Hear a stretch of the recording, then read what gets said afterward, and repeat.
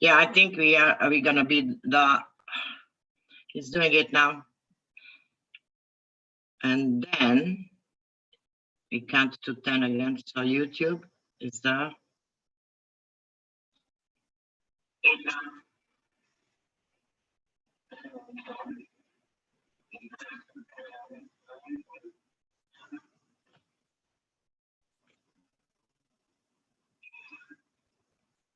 Saying you're live on YouTube.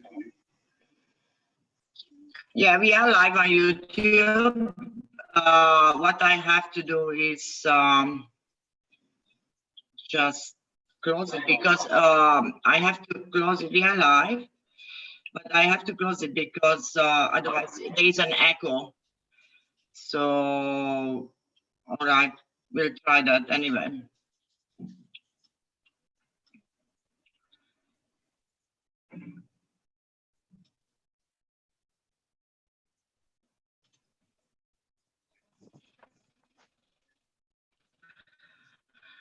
Welcome, everyone. This morning, we've been granted an exclusive interview with Peter Towers.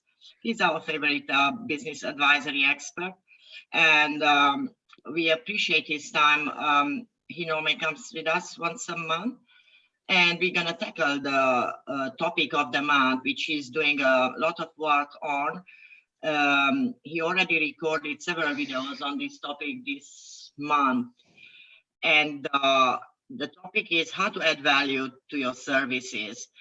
And Peter is mostly concerned about teaching us how to add value and how to become a good advisors.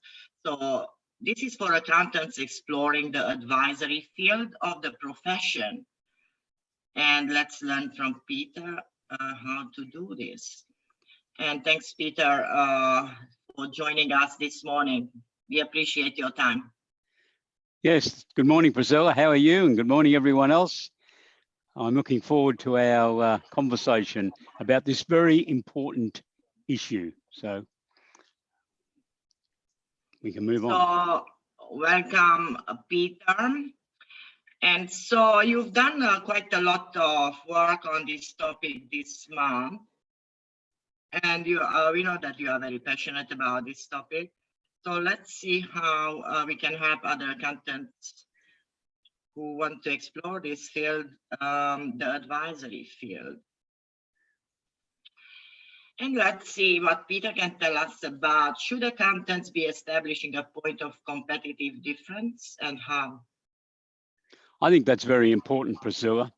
The days of every accountancy firm in every suburb or town or city basically delivering the same sort of compliance services, I think, is over.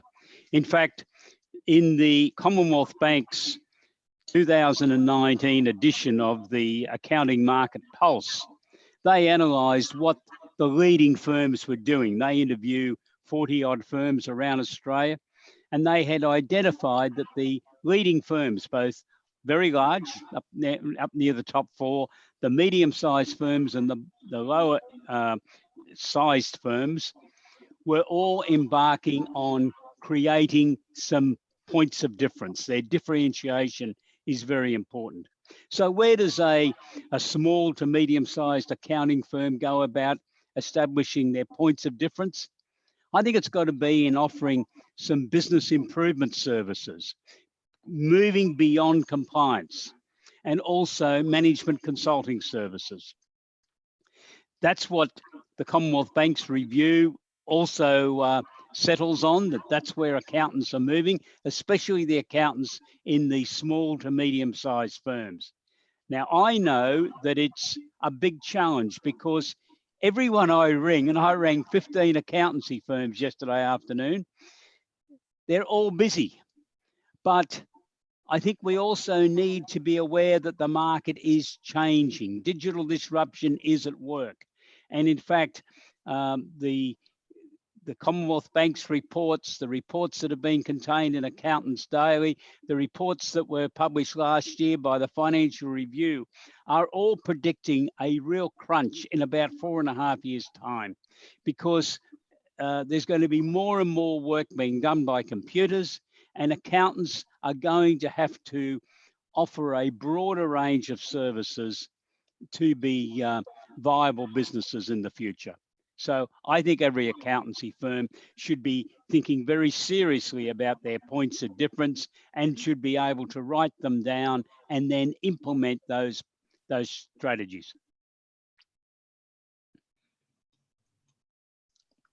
So where accountants should start in adding value to accountant services. So where do we start with this process, Peter? First up, I don't think it's necessarily having to go out and get more clients. Back in 1982, I first became acquainted with the Financial Management Research Centre, which was started by a guy who's now a professor, Jeff Meredith, who's now retired at the Southern Cross University at Lismore. And he was talking then that accountants could offer 40% more services to their clients if only they provided diversified services. You know what, Priscilla? All those years later, I think the same challenge exists for accountants. We still have not left the comfort zone of compliance yet. There's a lot of compliance work now being done overseas. There's a lot of compliance work that's now getting done by computers. So accountants have to decide what they want to do. Plus also the clients are a lot better informed and are looking for a wider range of services. So where to start? Look at your own clients first. I don't think enough firms have got a full profile of who their clients are. Write down their name, the age of the business, the turnover, the expenditure, what they do. Have they developed any new technology, products, processes, or services?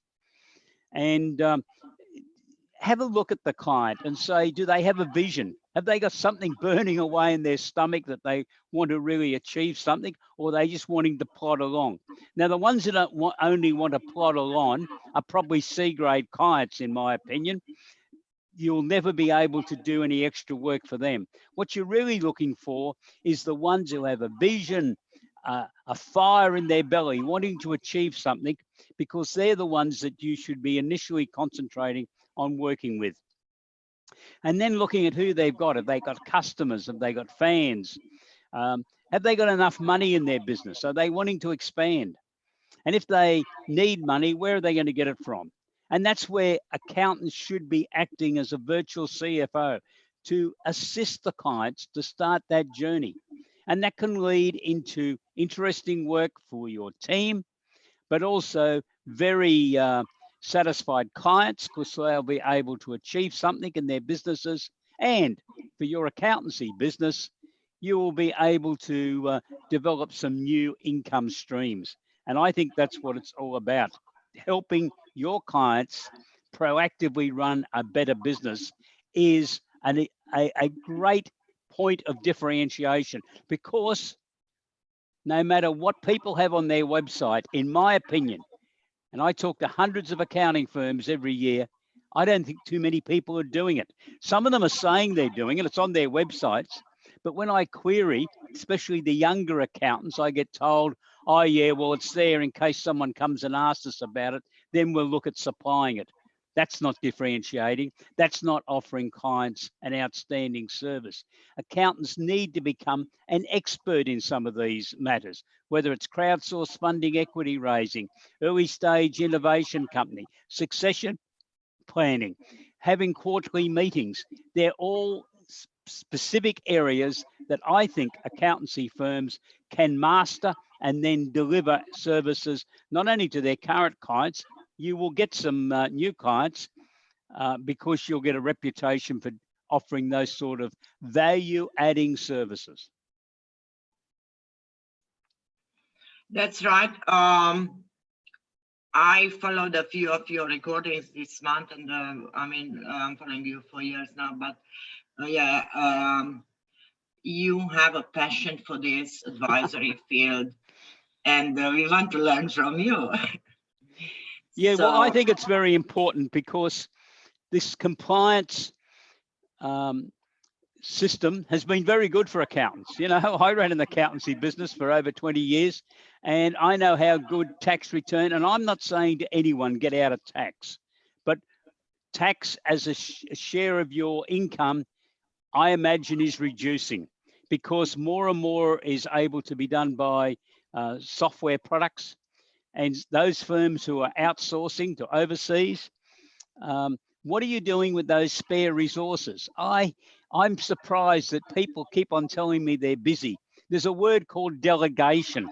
Is that being implemented in accountancy firms, or are partners still wanting to grab a whole stack of paper on their desks? Now, I had a partner like that once, and I know what it's like. He liked to be piled up to make out he was busy.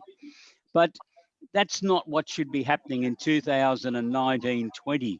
We've got the technology. You've got the ability to service clients no matter where they are in Australia using things like Zoom, like we are today. And there's a significant number of businesses that are looking for some further services. They're not going to pay you $100,000, some might, but they might pay you $20,000. And when the average fee for an accountancy firm is about $4,500, if you can get clients who will pay you $20,000 to be doing some extra services, and you've got your team who are then very satisfied with the work they're doing, because a lot of this is different and it's challenging.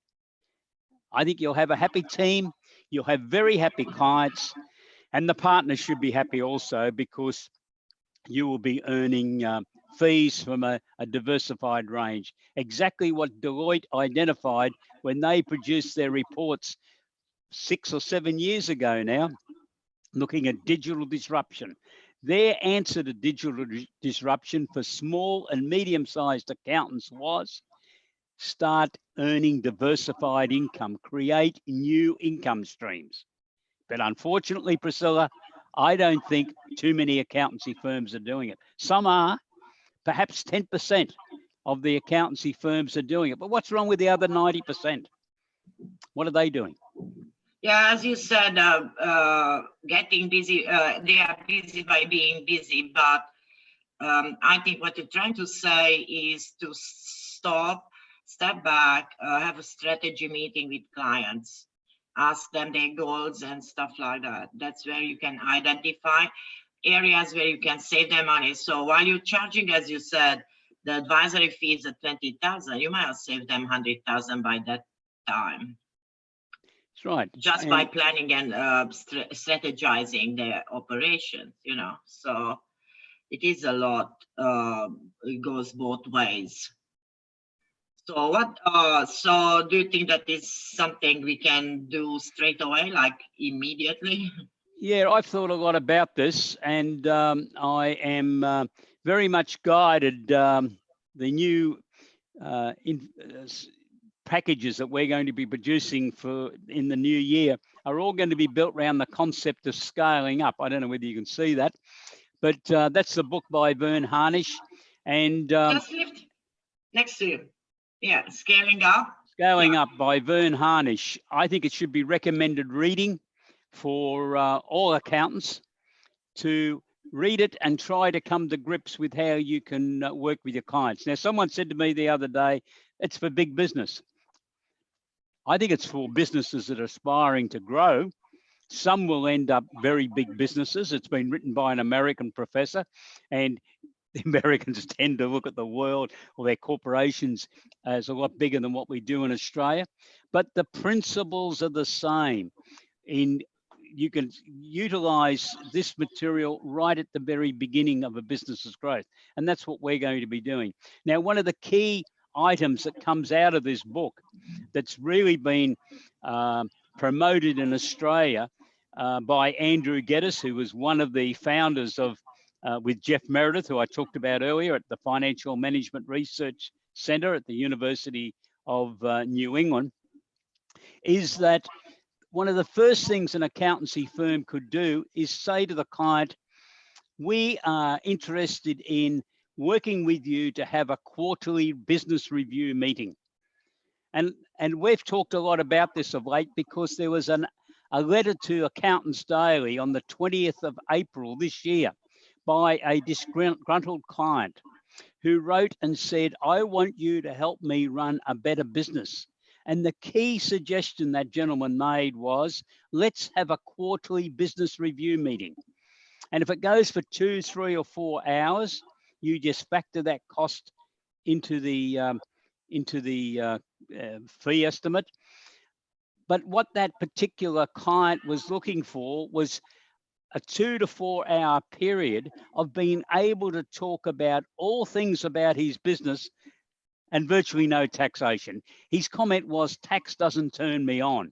I know you've got to do it. I know I got to pay it, but I'm worried about succession planning, my leadership team, my budgets and cash flow forecasts, my key performance indicators, telling my leadership team what changes they should make. That is real accounting work.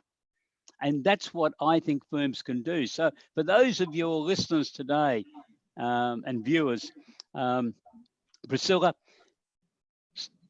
talk to your clients. I'd even do a couple for free to start with to get you into the habit of getting your client together into a boardroom, maybe on the client's premises, other times on your premises or somewhere else. So we're not interrupted by clients dropping in to say hello or telephone calls, and evaluate, prepare an agenda, make sure someone is taking the minutes. That should be someone from the accounting team, so that there's an action plan that comes out of the meeting. And the quarterly accounts should be tabled, the debtors list, the creditors list, the current cash flow position, but then have a conversation with your client beforehand and ask the client what's worrying him or her. It might be succession planning. It might be they need to expand the business. They've just finished a significant research and development project, and now they want to commercialize. Where are they going to get the money from? You will get some real information if you stop this rush on tax return work and take a few hours off to sit down with a business client and work through their business. Exactly what you would do if you were the CFO on an internal basis. I was one of those many years ago in a listed public company. I was the company secretary and CFO. I reckon half my day was spent with the CEO and the other management team members, and there was about 10 of us in total, answering what if questions. What if we did this, Pete? What if we changed that? And I didn't have the answer straight away. I had a couple of cost accountants working for me. We had to sit down then and get the answer either later that day or next week or next month, whatever it took, so that the management team could make decisions. Do we really think it's any different in small and medium-sized business?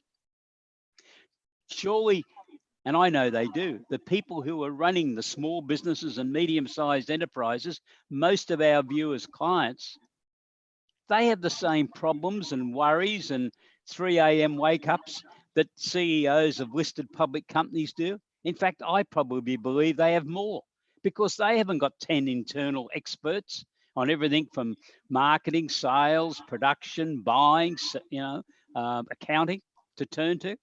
So who do they turn to?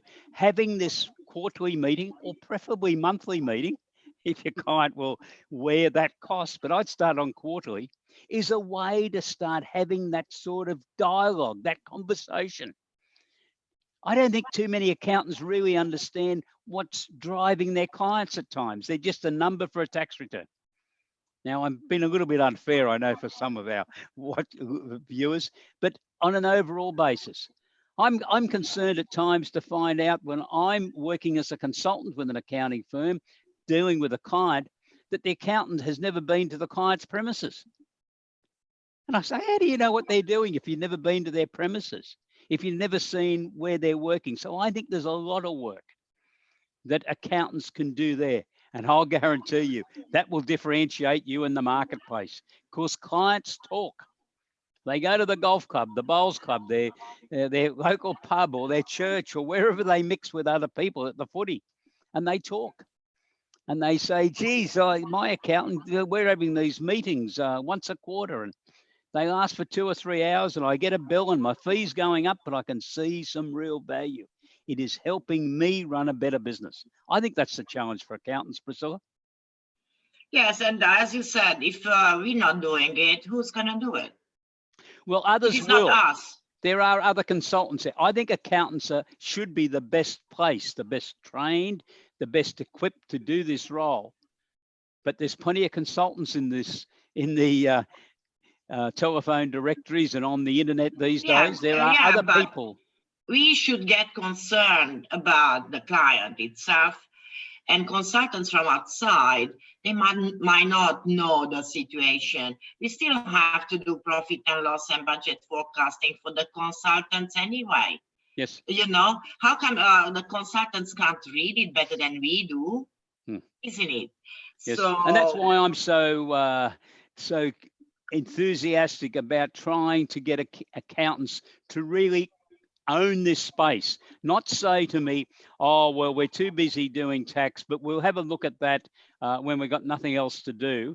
Well, the client may have moved on. They may have got an external consultant, or worse still, for that accountancy firm, they may have found another accountancy firm. And as I said, my estimate is 10% of firms around Australia. Obviously, we've got subscribers all over Australia who have embraced this concept. People will end up gravitating to those firms. And initially, a viewer might say, oh, well, they're not doing the tax. But ultimately, tax will come up in the conversation, either for them to do it, the new advisor, or someone that they're associated with if they're more of a consulting firm that haven't got a tax agent's license. So I think accountants who do not take action on this matter are leaving themselves very vulnerable to changes in the marketplace. And accountants for years have whinged about not being able to get or retain good staff. I think this is going to be one of the differentiators with staff also. They are going to be having a closer look at who's going to give them a very varied, interesting career if they're going to stay with a firm. Exactly. I call it proactive accountants. We've been the same since we started, you know, and that you explain it, this is also who is a proactive accountant, and that we should all be one of those, isn't it? And exactly, train the staff to, you know, to enter the rhythm, learn how to do an advice letter and stuff like that. So we have to shift towards the future. We can't go backwards. I agree. We can't go backwards. I've seen what's happened over the last 40 odd years, so and it's been an evolution, but it's still going. And actually, in my opinion, yeah, it is an evolution. We are not there yet, but why not embrace it? Why not embrace that space and make your work more interesting, as you said, more get more satisfaction out of your work than just adding up numbers, isn't it? So what I said, what if we can add value by offering new funding options, some for developing our clients' businesses? Well, we know that banks and this and that, but Peter has worked on some new ways of helping businesses. What's the alternatives to bank loans? Peter worked on government grants. He does have an extensive material on his under his belt on that, and also the emerging crowdsourced equity funding. So what do you think, Peter? I'm sure that accountants who they reach out to us, they can learn quite a lot on how to offer alternatives of funding. Yes, funding, I think, is a big area. And there are other people, of course, who have expertise in funding arrangements, but the accountant knows their clients. So I think in the first instance, accountants need to be very much aware of who their clients are. So that's why I suggested they develop that profile and keep it up to date so that at any time they can view on their screens an overview of their clientele. But there's two major areas that are very pertinent, I think, at present. I'm told, and I've heard stories of how difficult it is to deal with banks at present. I was in Darwin a couple of months ago, and the chief executive of one of the second-tier banks openly admitted that they were not lending in Darwin at that stage. Now, and I'm told in various areas around Australia that that's basically the same. Unless you fit neatly into a box, it's very difficult to get money. Yet that client might have a good business. They might have stretched the boundaries a little bit. Exactly. So government grants, they could get a government grant. There's a manufacturing grant that was released by the federal government 2.5 months ago that closes this week. That's there for businesses. I talked to accountants, next week it closes on the 30th of October. I talked to accountants about it. And even though we've had some articles we've published on it, a lot of people don't know it exists. Yet they could have had clients who were looking to buy some new plant and equipment in their manufacturing businesses that they could have utilised that money. There's export market development grant. Austrade published figures about how many people apply for that grant as compared to how many that they believe are exporting, and the figures are significantly different. I haven't actually got them here, so I won't quote anything, but there's thousands of difference in the two figures. So what does that mean? Does that mean that the ones that are not claiming are not spending more than $15,000 in a year on export market development activities? To be honest, I doubt that. Most people who are exporting have an overseas trip to check what's going on, to meet their customers. Doesn't take much if you're traveling around the world to run up $15,000. And you could then claim 50% of that. There are sub-limits. There's 13 major categories. I don't think accountants are proactive enough in encouraging their clients to complete those applications. Now, the accountancy firm themselves could help them do it.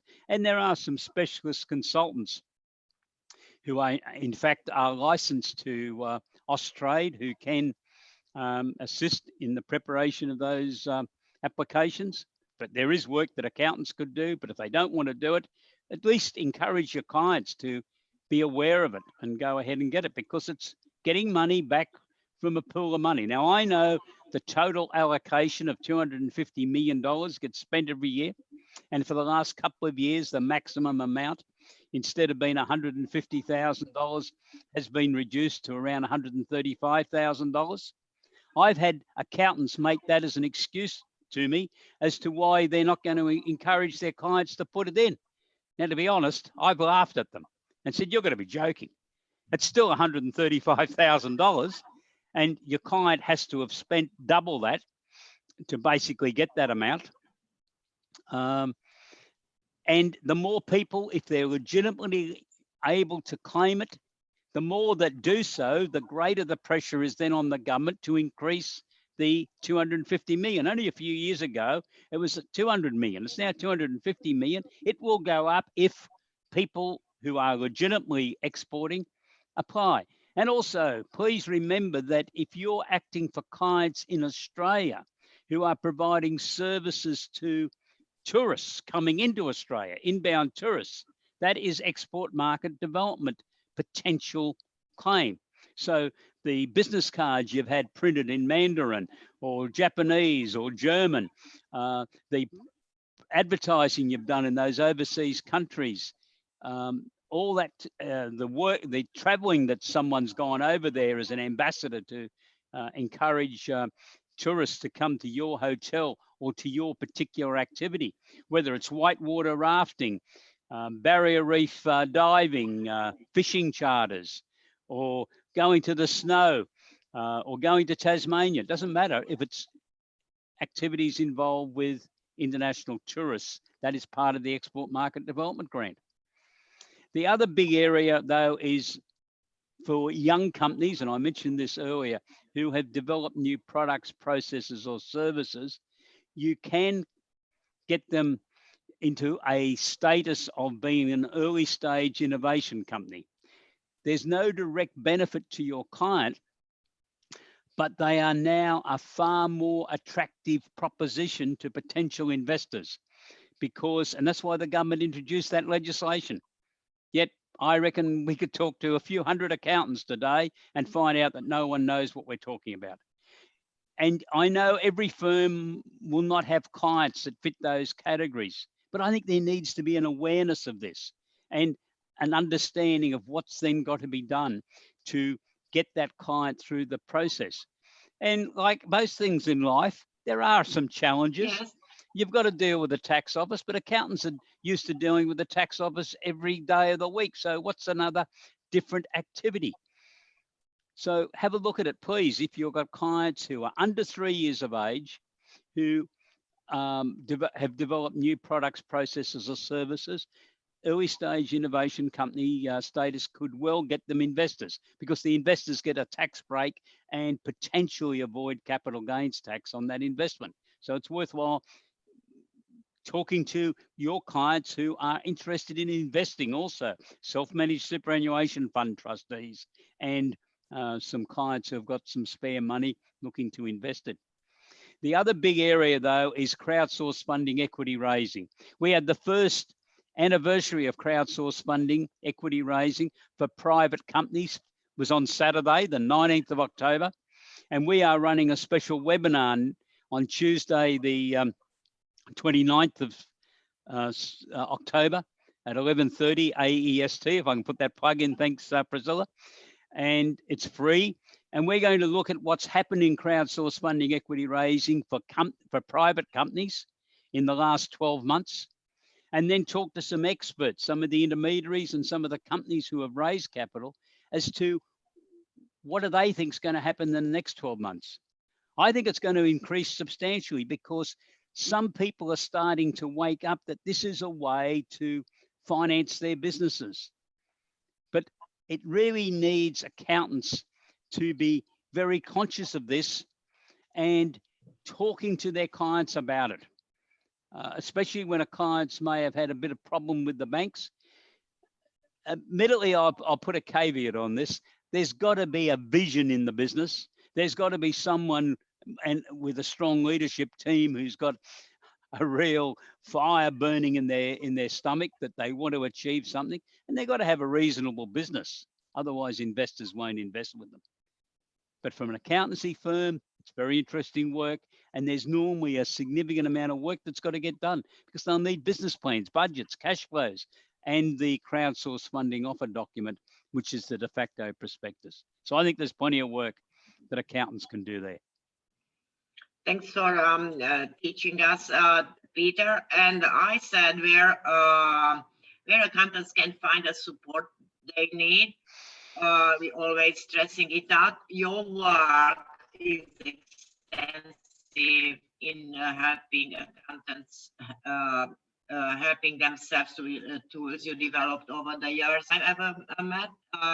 Since I am an accountant, I started my career 23 years ago. But this is the best resources I found. And please get concerned to my website. There is discounts if you come to my website, but you can go straight to Peter's website and get concerned about how to find those tools. There's tools for grants, there's tools for advisory, it's not like 2 or 3 resources in there are thousands of resources in and please don't take my word for it. Just Google it up and help yourself to Peter's work. It's amazing what he's done over the years, and he keeps doing it. So we'll have you back next month, Yes. Peter, and we'll attend your crowdsource funding webinar next Tuesday.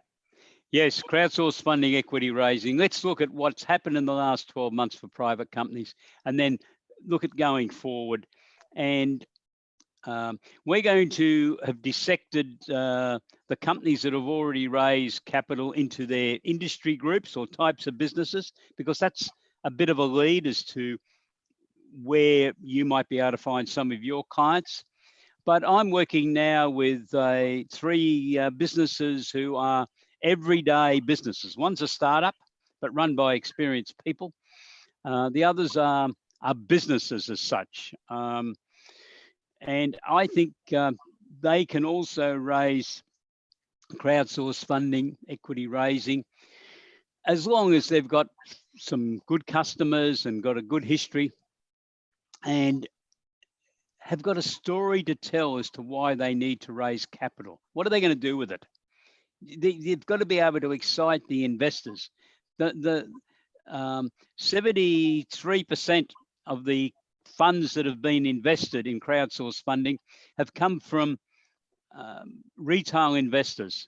So they're not the sophisticated investors. Sophisticated investors have put in 27%, obviously, but 73% has come from retail investors who are looking to back the business that they deal with. They're a customer or they're a supplier, or they work for them, or they know someone that works for them or is a customer.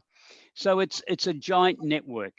And experts from UK tell me that in the UK, it took 2.5 to 3 years for crowdsource funding to really take off over there. And I think we're in the that same sort of cycle here, that we're going into year 2 for private companies, and hopefully we will see a lot more numbers. There's been about 50 companies so far raised capital in that 12-month period. I know some people are looking at it going into 200 or 300 next year. That would be great, and then really growing in the following year. And if that happens, and it will happen if accountants are conscious that that possibility exists for their clients, and preferably are in there being able to offer professional services. And we, as you indicated before, Priscilla, we have the product packages, the services, all the training material there to assist accountants to offer that. And you are there as a support consultant that can be involved with firms. So don't be hesitant, don't be scared, don't say we don't know how to do this, because no one else has done it. 12 months ago, no one had done this in Australia. Sure, there was a few people come from the United Kingdom and from New Zealand into Australia to help kickstart the market in Australia, but there's still a tremendous opportunity for accountants to claim this space. Yes, Peter, I do appreciate your time today. I think whoever is watching us and whoever is going to watch us in the future, because this is live on YouTube, is going to stay down in our channel. They took advantage of amazing share with us today, amazing tips and tricks which we need to grab and actually learn from you. So thank you for your time, and we'll see you next month at this day. Okay. Thanks, Priscilla. Thanks, everyone. Have a great day. Goodbye. Thank you.